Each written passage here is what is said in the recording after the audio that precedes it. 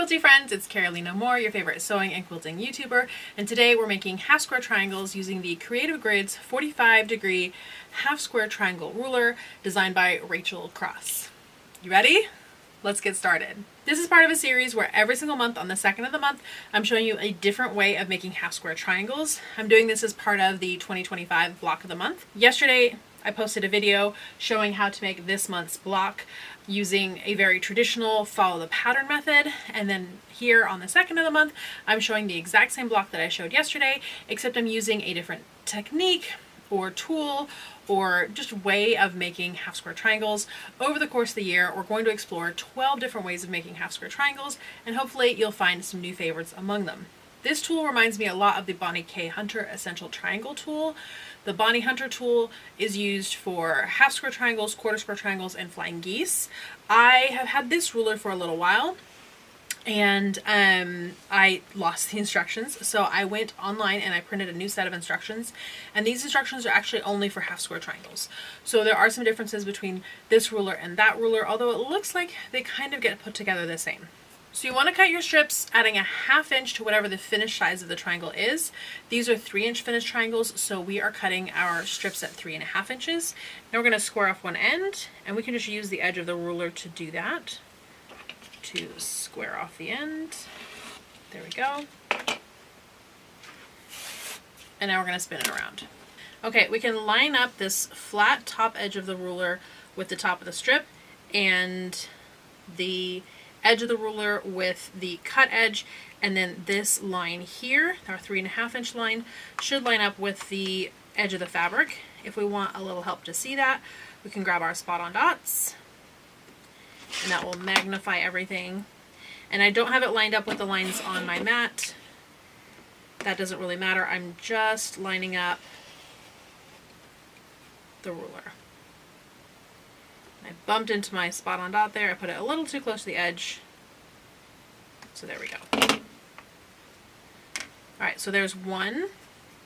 Now we can turn this right side up. Now we can turn this upside down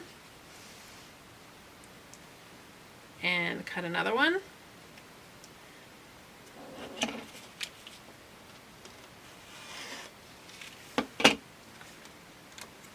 And keep going, spinning our ruler around each time, which allows us to leave our fabric be and make sure that those don't shift. This is 2 layers of fabric put right sides together. So I'm cutting both of my half square triangle pieces at the same time. And we need a total of 8 half square triangles, so we're going to keep cutting until we have 8 of these.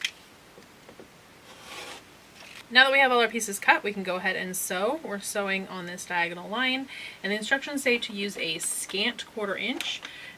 Now scant means just shy of, so just a little bit less than a 1/4 inch seam allowance as we sew all these.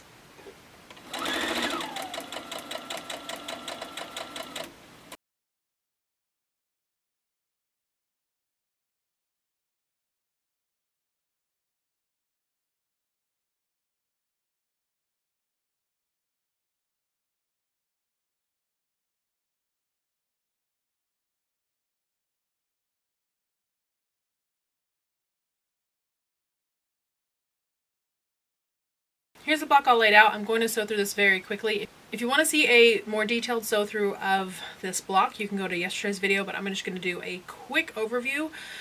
These columns are going to be sewn together and then pressed up, and that's going to make 5 columns. The 5 columns are then going to be sewn together, and then everything's going to be pressed towards the background strips. So I'm going to go ahead and do that real quick, and then we can see our block and talk about the pros and cons of this ruler.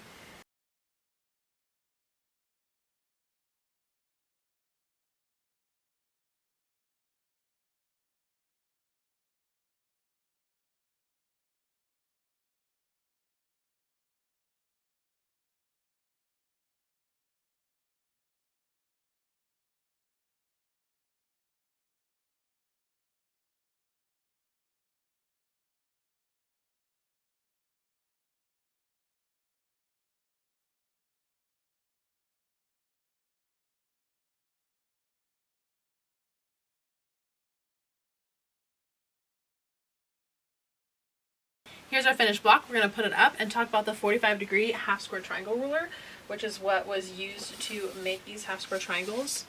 So what's great about this ruler is that there's no need to mark anything, you're just cutting. However, that does mean that you are sewing on the bias, so those diagonal edges are bias edges, and you want to be careful when sewing them so they don't stretch.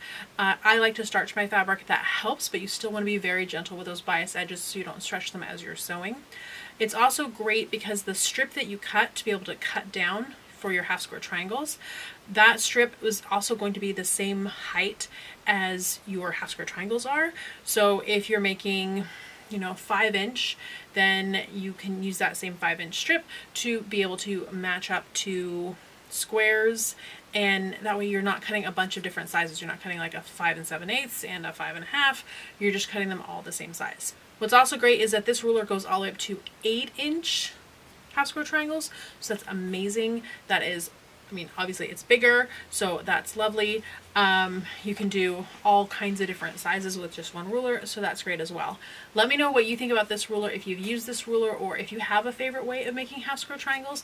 Leave that down in the comments.